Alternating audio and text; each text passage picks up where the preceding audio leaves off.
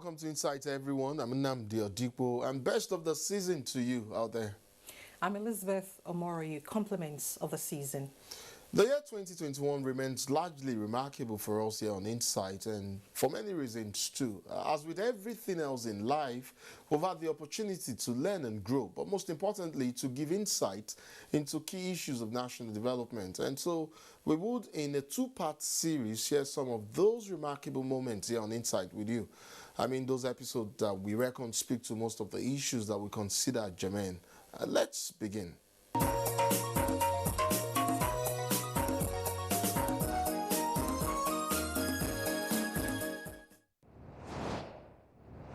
Let's begin with the issue of loss and isolation. These were issues that Nigerians largely contended with at the beginning of the year 2021. Of course, occasioned by the rising cases of COVID-19 and increasing number of deaths. I had a rather intriguing conversation with the chief consultant psychiatrist, National Hospital Abuja, Dr. Ephraim Oluwanuga, on the subject matter. Dr. Luanuga, there are a few feelings closely associated with loss and isolation. There is the issue of fear, there is loneliness and depression. Are these all common feelings consequent upon a person experiencing loss? For instance, or are they clinical symptoms of other mental health issues or psychosocial illnesses? No, for up to 6 months, we allow for a person to have any of those feelings that you've described, because grief and loss is something that has a very high impact on the mind.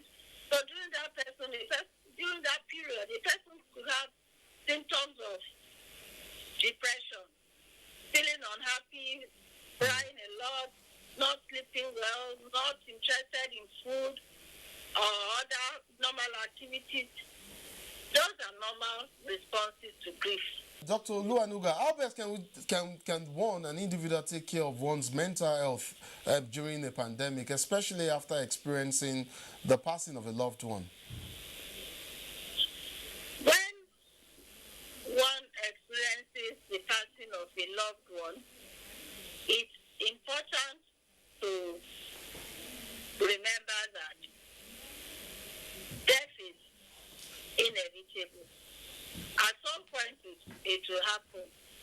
Even if it didn't happen due to COVID, we can take it from a philosophical point of view and say that the person would have lost the person to something else anyway, even if it has not been COVID. So the thing would be to not focus. Don't focus on the fact that it is COVID. Focus on the fact that this person is gone. Focus on the good memories of the person. Focus on the life the person lived, and focus on the fact that that person will not want you to grieve and harm yourself in a state of grief. Therefore, we have to try our best to not allow the thought that it is COVID make us turn it into an abnormal grief situation. You know, this is the time to have that serenity, prayer attitude that says, help me, give me the grace to cope with things I cannot change. We cannot change death. We cannot change the outcome of death. But we can seek the strength of mind to be able to cope better. But of course, I don't know, but I expect that the strategy would differ for someone in isolation. I was in self-isolation for a couple of weeks, as a matter of fact, for 2 weeks sometime last year. It was horrible, I can tell you. It was frightening.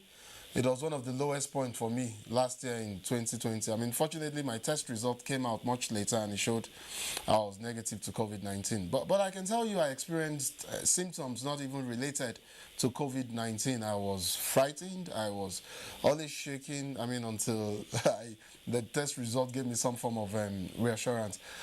How does an individual manage such feelings in isolation?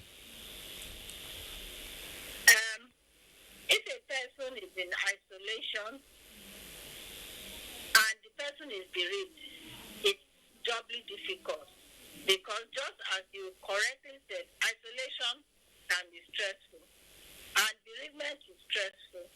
So if a person is bereaved and is in isolation, the way to try to mitigate it might be to try to stay in touch virtually as much as possible.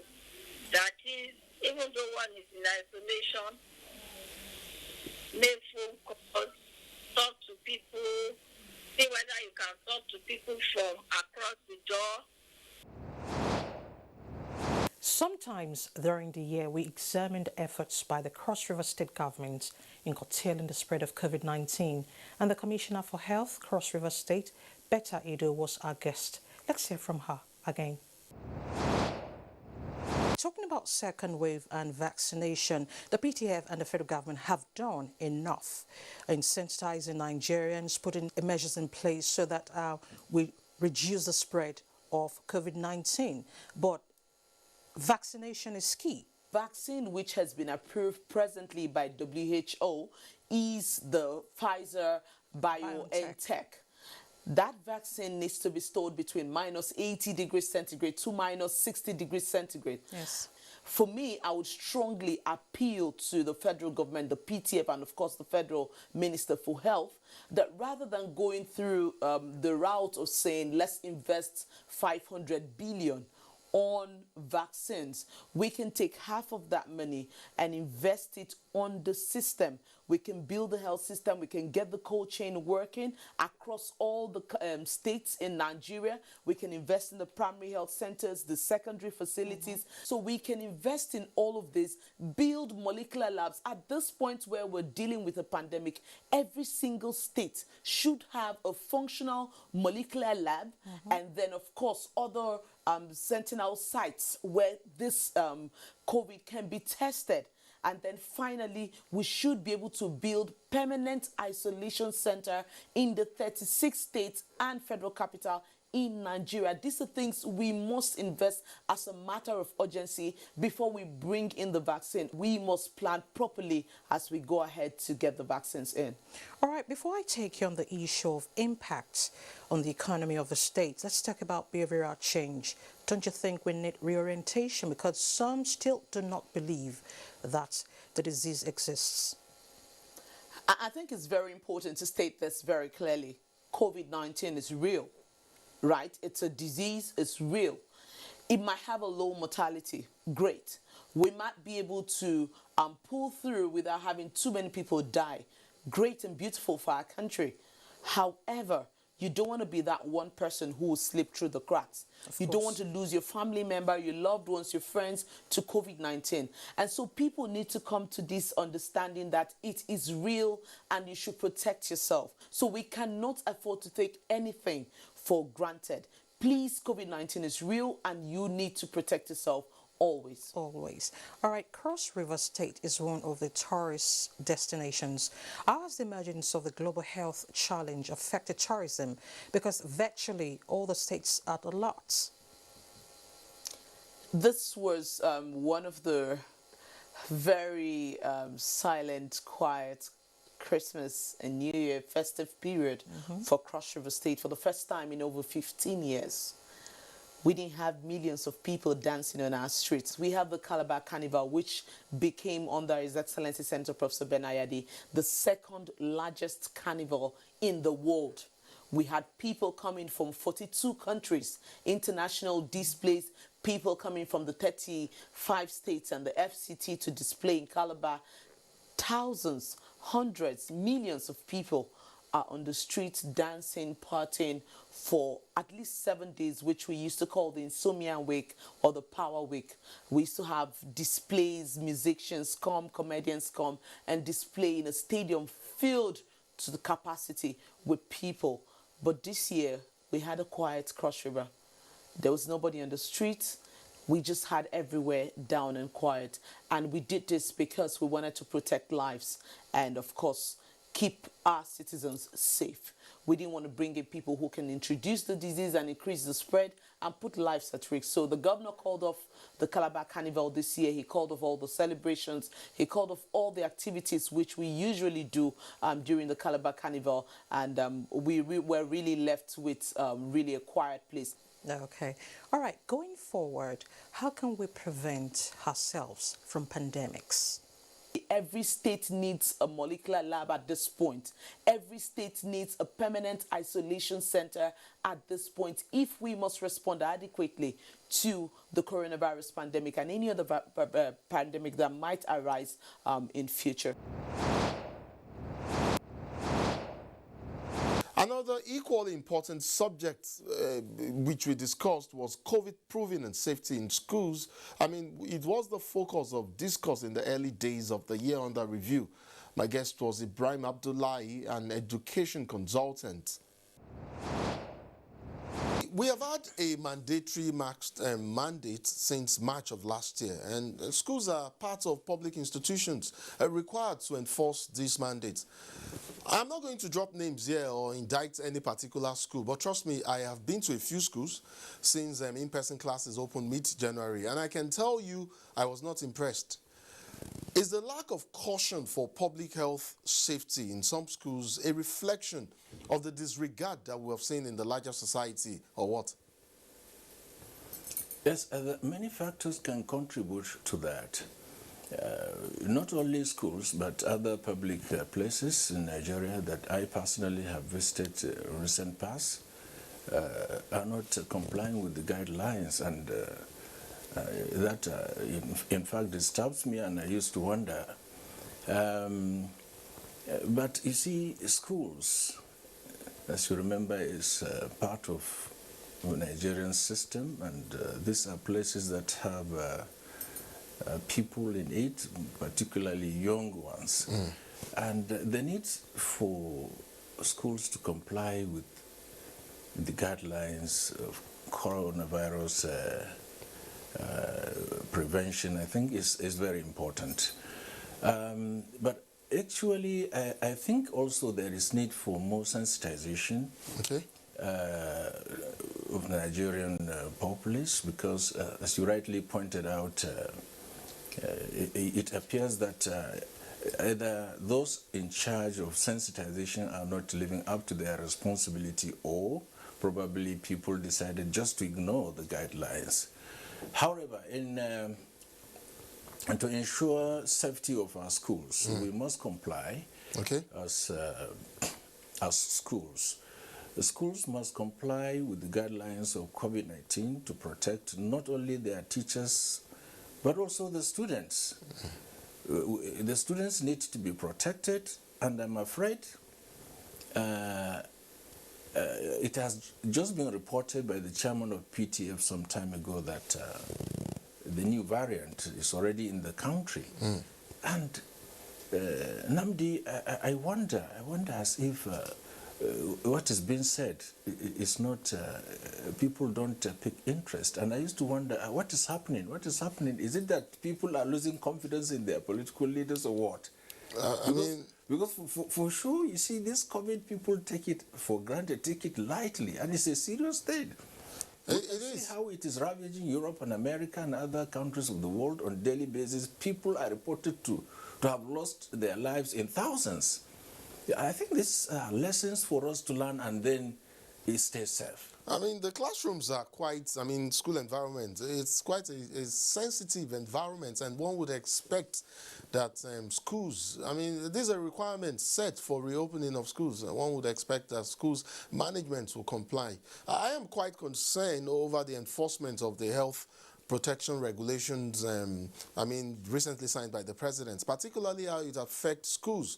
Of course, education is on the concurrent list. We all know that, putting states in charge of that sector, in their states. But knowing that, knowing the rather limited capacity of some states and how that could impact on availability of staff and spread of personnel, what kind of collaboration should exist between the federal and state governments to ensure monitoring and enforcement of these regulations and guidelines in schools across the country?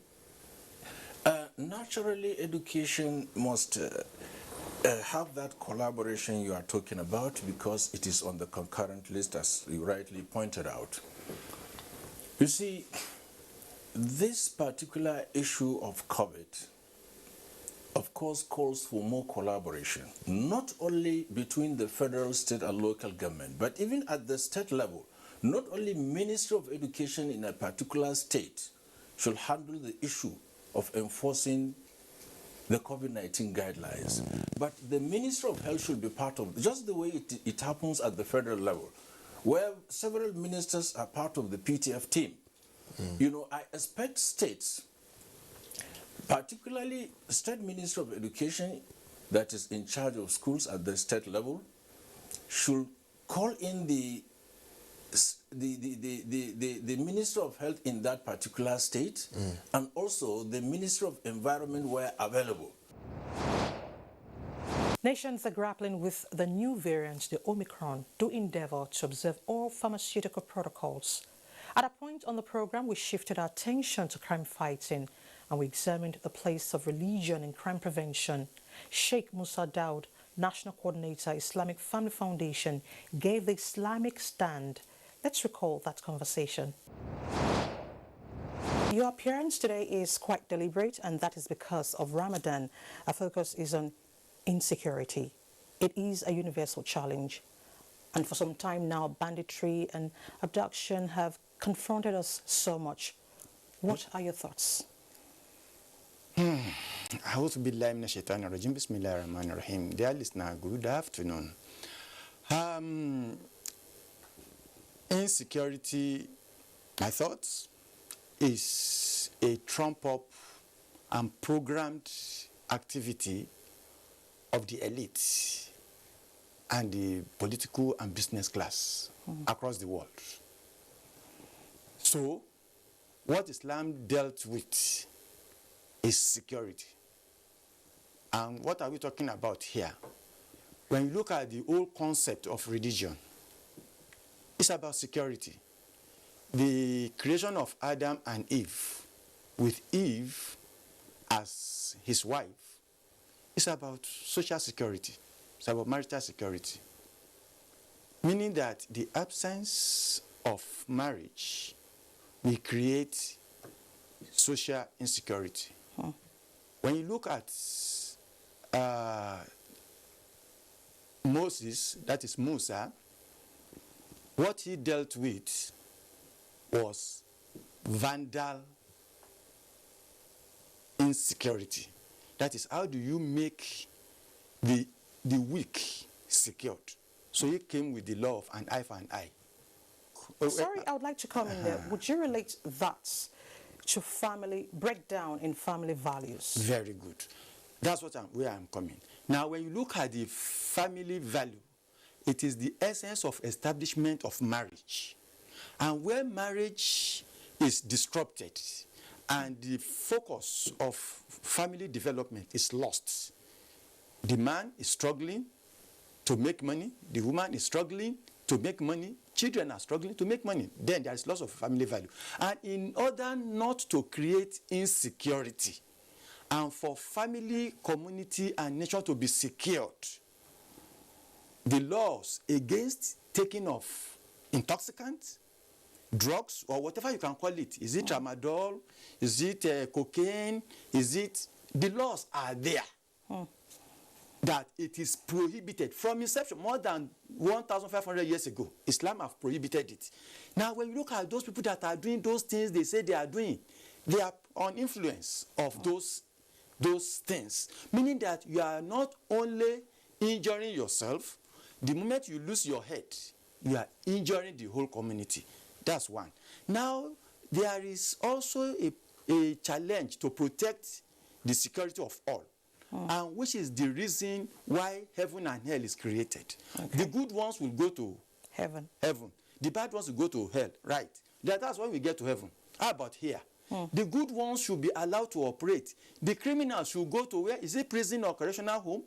Now, this is where the challenge is. Now, if you really want to stop criminality, all you need to do is to go through the books. Is it the Bible? Is it the Quran? The laws are there. When you kill, When you kill inadvertently, deliberately, it is an eye for an eye. Okay. You will see it will stop. Where you don't want to operate that, say it is now, then there is the minimum amount of money you pay for a life that is innocently lost, as we speak, is 72 million. We have several religious organizations putting together prayer sessions for God's intervention. Where have we gotten it all wrong? These challenges are still there. Yeah.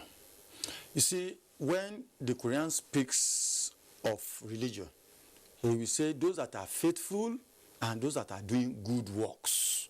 Prayers does not work in isolation. You must back up your prayer with good activity. Now, if you are praying, it is wish, it's your wish. But if you are backing it up with action, it is actionable activity that will give you the result, the outcome. And that is why you see, when people pray or wish, you will remain there forever. You can't be doing the wrong thing and be praying for good things to happen. You can't pray for bumper harvest when you refuse to go to farm and work. You can't pray for security when those that are criminals, either as a Christian or as a Muslim, are known and you are not prosecuting them. Either as Igbo, Yoruba, or Hausa, or any tribe. And so once you don't name and shame, and you don't curb the excesses of vandals, whether elite or poor, then prayer will not be effective. So with Islam, the essence of religion is to protect the weakest of the weak.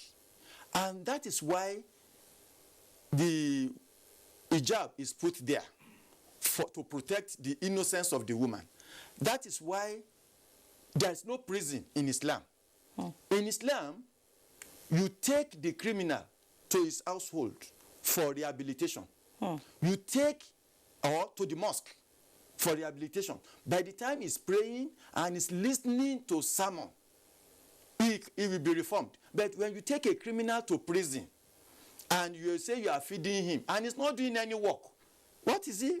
Of what value is it? So if we really want to be correctional in our approach to curbing criminality, take that criminal, whether elite or poor, to his family house for rehabilitation. Next is a conversation which centered on the launch of the revised National Cyber Security Policy for Nigeria. My guests were two members of the National Cyber Security Policy and Strategy Review Committee. I would start with you, Mr. Chairman. I'm sure you feel somewhat satisfied with the level of work that your team, of course, and your team carried out in the revised National Cyber Security Policy and Strategy document.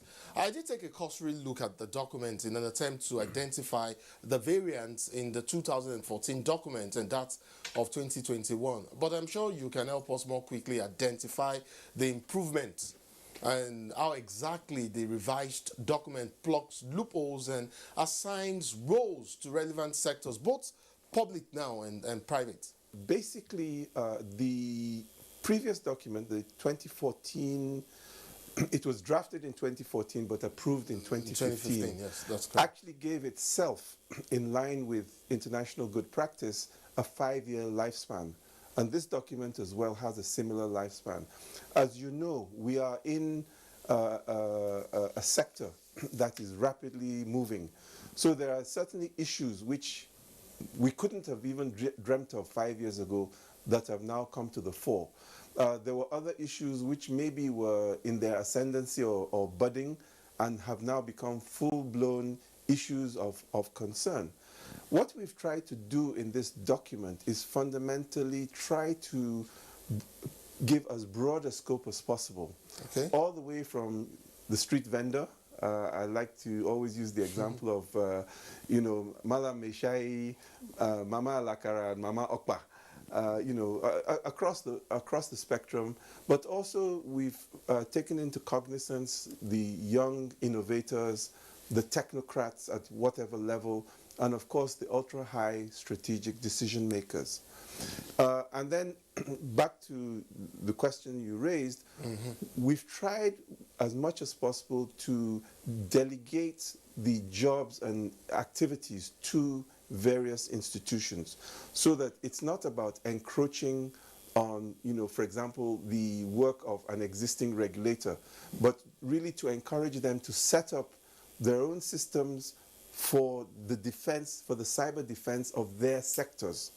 Of course, we also have put in place an institutional mechanism called the NCCC, the National Cybersecurity Coordination Center, whose job, as the word coordination implies, is simply to make sure that the different sectors have some level of coordination, because though each person needs to do their own thing, it has to be within the gambit of what is good for Nigeria, her economy, and most especially her people. Elizabeth, I'll come to you now. I did also notice that the review identified some of Nigeria's concerns, or perhaps I'll describe them as some of the greatest threats to our cybersecurity. All 7 of them caught my attention, and I wondered how easy or difficult combating issues of malware and viruses as well as data breaches would be for us with the preponderance of information within the cyberspace and our current level of infrastructure in that area. In realizing subsisting and anticipated threats, how quickly can we build infrastructure for this multi-sectorial structure that we have captured in this revised document? Okay, thank you very much. As the chairman had mentioned, the role of the NCCC is to coordinate the efforts of the different sectors. Now, in talking about building infrastructure to address some of these issues, we have what we call the sectorial sets. So at the sectorial level, each sector has a responsibility to build defense mechanisms to protect the individual sectors and then translate to the NCCC. Also, talking about legal and regulatory frameworks to help us address some of these issues. This also highlights the need for us to actually have a review of this document, because the threat in the last 5 years is somewhat different now. Of course, the year afforded us the opportunity to test the ground on certain issues. One of them was the issue of cultural psychology and how culture matters in national development. The ever-vibrant Otumba Olusegun Rushewe, Director General, National Center for Arts and Culture, took some clearly interesting questions from me on Insight. If you respect everybody's culture, peace will return to Nigeria fully. I can tell you this. You may take what I'm saying for a little thing, but it's a very big thing. No, I take it quite seriously. Yes. That's why I'm asking you this question. Why have we not been able to mainstream some of these ideals into perhaps the most significant aspects of our life? Politics, economy, just about every phase of our life. I gave you the Ifa priest example. Yeah, why would it even be ludicrous? Why is it laughable for us as a people? It is our culture. Before Christianity and Islam came, we had a traditional, system of worship. And I am not encouraging people to become Ifa worshippers or traditionalists, but I met my grandma, and I can tell you, she said back in the day, she would go to the farm, and then she would pack her produce and put on the road, and return back to the farm to pick some other stuff, and then she would come back to the road, and nobody tampers with what she kept on the road there. There's no such thing. If there were at the time, it wasn't popular. There was no theft. People respected the gods and feared the vengeance of the gods. Can we not subject our political office holders to taking an oath of allegiance, perhaps swearing to these same gods? I know most of them are not traditionalists, and they are Christians. These are Christians or Islam. So can we begin to take aspect of our culture like that and perhaps mainstream them into our life? Is that even possible? You see, first and foremost, we must be guided that we have a constitution. Yes, we do. I said, is it conceivable? No, which recognizes Christianity and Islam. That's why if you go for most programs, they call you to say prayers. You see, the Ifa stuff, we need to be a bit careful with it. And why would we be very careful with it? It's simple. Most times, you don't give the international and visitors the wrong impression about us as a people. One, you want to bring concussion on the table. You know, when you come to the IFA thing, they have a lot of things they bring on the table.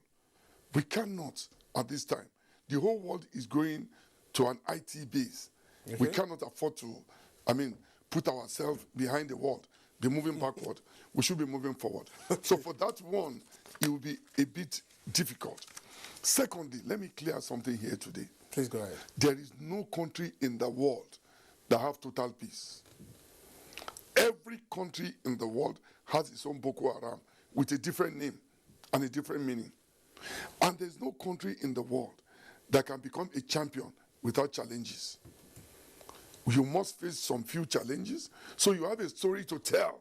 And that is the value of historical culture of a people, which I mentioned earlier on. Obafemi Awolowo built the university in Ibadan, the Liberty Stadium.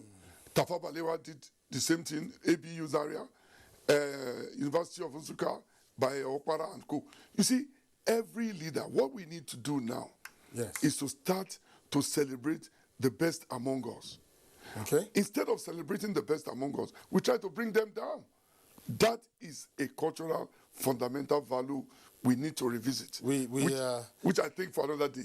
Sorry to interject, we're totally out of time now. Yeah. We've spent half an hour discussing these issues. But very quickly, Otumba, before I let you go, I know you have been quite vocal on the rising trend of cross-dressing as a subculture in Nigeria. A lot of people, especially people of faith, believe that it might actually lead to the acceptance of homosexuality in Nigeria. Homosexuality is against the law in Nigeria. It attracts a 14-year prison fine. Cross-dressing isn't against the law. If it is, it's not very clear on that. And while, I don't know, but oftentimes these cross-dressers claim that they are not gay. The fear, however, is that the emergence of these men who dress like women might be a way to subtly make homosexuality accepted in the country. What do we do at this point? Thank you very much. Very quickly, Otumba. Very. In 1992, two countries, Uganda and Senegal, rejected what they called sex tourism. Look, all of this is a strategy of building a very dangerous cultural value on the youth of the country. One, they rejected this in 1992. Only 2 weeks ago in Cameroon, the head of the cross-dressers, who ended up to be an homosexual, has been imprisoned in Cameroon. Last week in Uganda, there was a serious debate. They now found out that some allegedly NGOs finance some of these people to give them the rope. Look, it's the height of sickness. And number two, let's not forget, God created a man and a woman. If you don't want to be a man, it's between you and your God. But please don't come and celebrate it in our country. Our country don't accept it. It's a 14 years imprisonment. If you think you cannot manage, then move to the clients that appreciate and celebrate it. We also delved into the issue of sexual and gender-based violence on the program. Let's serve you a bit of that. Well, reporting gender-based violence is a serious aspect of journalism because it involves investigation. Could you tell us the roles involved in reporting such cases? As journalists, we really have a role to play when reporting such issues. Because it's important. We are dealing with somebody that has been violated and that person is going through some traumatic kind of experience. So as a journalist, when you are to report such issues, you must not concentrate on the identity or privacy of the victim or survivors and don't pry into the privacy of that person. Oh. Your concern is around the issue. We must make sure that you cover all the angles to the incident. But the identity of the survivor is very important when reporting it. You don't mention the person's name as name. You may talk about the age, but describing even where the person lives is another problem. Just concentrate on the issue. Rather, the person that you need to really open up about his or her identity is the perpetrator. because we are talking about, we have come to the point that we are now saying that perpetrators must be named and shamed. It's very important we do that. Even while we wait for, we trust the legal system to do the needful. But I believe that as media and journalists, we need to name and shame these perpetrators. They are the ones that we should expose their identity, what they do for a living, and their state of mind, and why they get themselves involved, why we believe that they get themselves involved in this kind of nefarious activities. But the identity of the victim and survivor must be protected by the journalists when reporting such issues. When reporting such issues, well, over the years, I think it's all about shaming the victim and covering the perpetrator. How do we correct this anomaly? When we talk about sexual and gender-based violence, we are not just talking about the rape issue. There are so many issues that surround gender-based violence. We have people that have been physically violated, emotionally, psychologically. People are going through a lot. And most of these perpetrators are people that are very close to them, you know. So why do you now focus on the victim? Why not focus on the perpetrator? So, but how do you go about it? We say there must be a strategic way of reporting these issues, and journalists must understand this perspective, and they must understand the gender issues. What are the gender issues? How do you present gender issues in such a compelling way, you know, when putting your story, that it will elicit the right response from stakeholders, as well as give that survivor the confidence, you know, that they can move on. The survivors, they can move on with their lives, you know, while these issues are being looked into by the court of law. So that is why we organized the training yesterday, and we brought experts, you know, to discuss these issues. We brought somebody from the civil society, a gender activist that, you know, spoke to journalists on how best, you know, they can report this issue. We also brought the national president of FIDA, who also exposed journalists on those windows, you know, that can be explored to get justice for the survivors. So these are the effort we are actually making to see, because our people need to have the skills. When you don't have the skill and you lack the capacity, to me, it's a sensitive area, and it should be a specialized area of reporting. And so people need to understand the kind of language they will use and how they present the story, because the media is all about, journalists is a storyteller. So how do you tell your story in such a way? You know, how do you tell your story in such a way that you don't cause harm, you know, to the person that you are trying to protect? So these are what we are trying to do, and we started it just yesterday. We trained over 40 gender journalists within Abuja, and then gender activists, and we hope to replicate such training across the 36 states. Currently, we're trying to enter into partnership with FIDA. It is important to note that the 16 days of activism campaign against sexual and gender-based violence is yielding positive results. It is one of the efforts by nations to raise awareness on the menace. In the year under review, we touched on the issue of corporal punishment in schools, an act of discipline or abuse. Let's take a look. Corporal punishment, where do we draw the line? Yeah, you know, just like you have said, it's there is a very thin line in between. But I think the major thing we need to do is to identify that rather than punish, we should begin to emphasize discipline. That's what helps me to differentiate. Punishment is always about inflicting pain. Or like I tell teachers, including my teachers, I tell them, it's not a do me, you do me, I do you kind of thing. Okay. You know, when a child goes wrong, what the real thing we want to do is to correct and to help the child not do the wrong again. But you see, when you apply punishment, you are inflicting pain.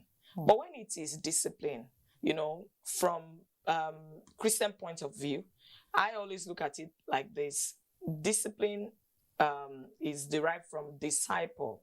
So it's more about asking the child to follow you as a leader, to know that this is the way to go. So that's the way to differentiate between the two. Really?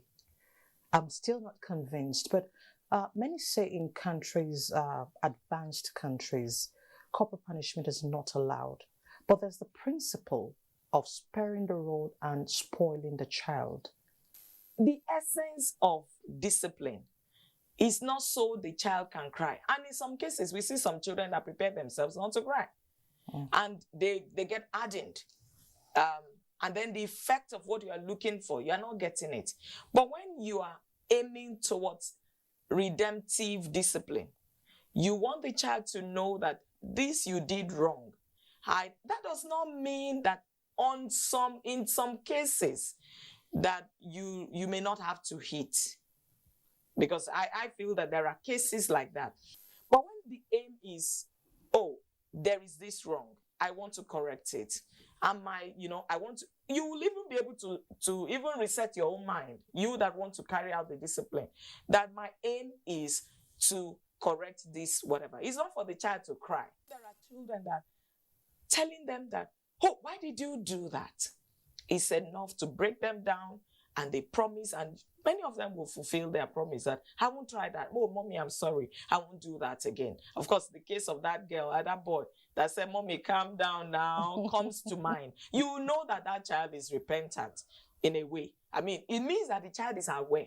But if it is to hit the child, I'm sure that boy now, the calm down boy, will not try the thing that brought the problem that made the mom get angry with him again. Because on the long run, the mother turned it around to a matter of discipline. Of course, at some point, some people were very angry.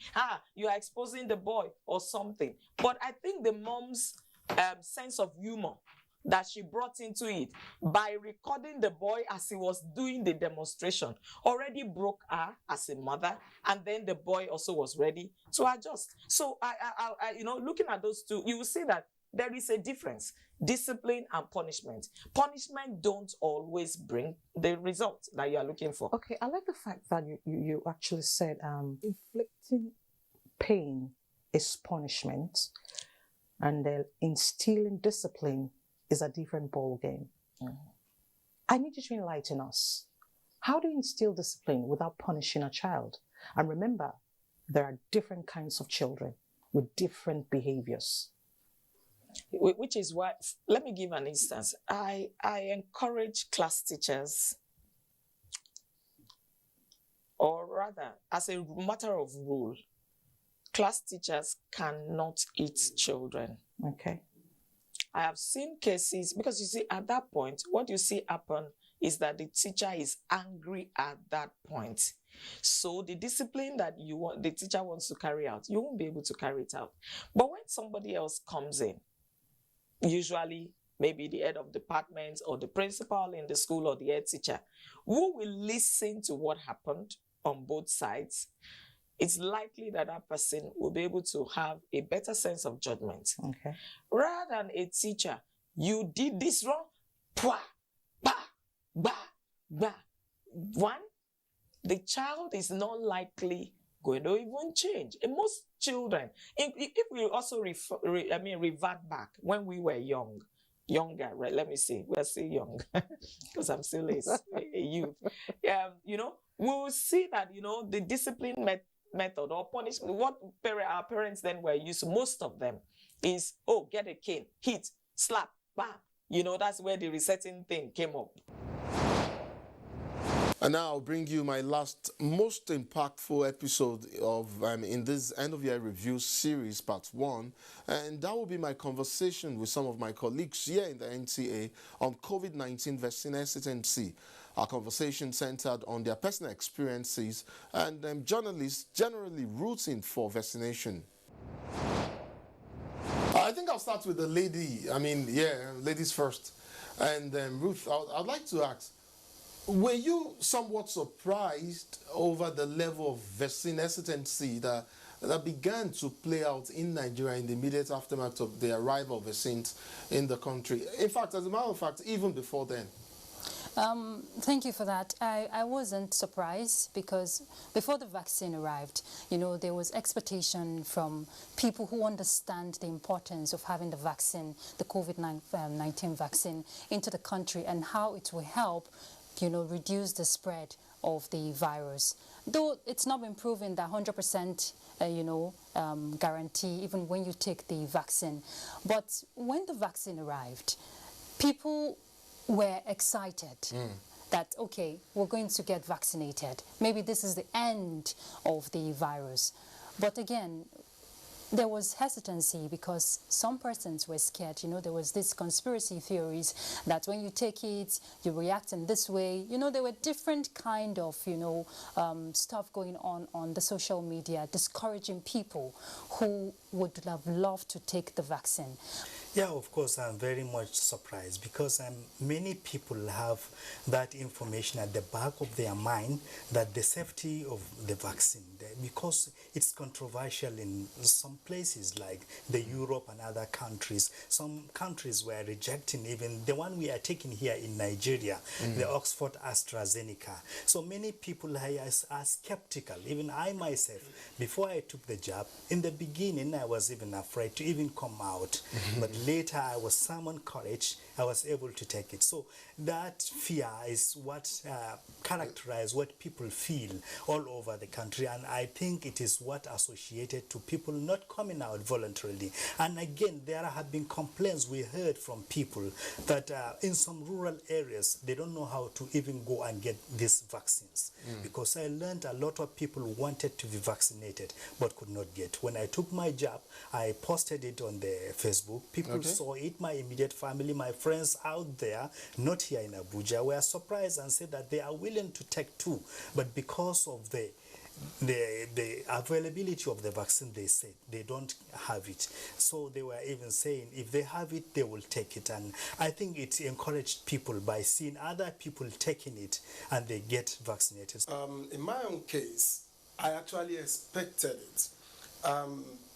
At every opportunity that I got prior to the vaccines being available, I had asked people when I presented programs and I got to talk with the National Primary Healthcare Development Agency personnel and all of that. I asked them, in your plans for those that should be given priority, do you have the media at all at the back of your mind?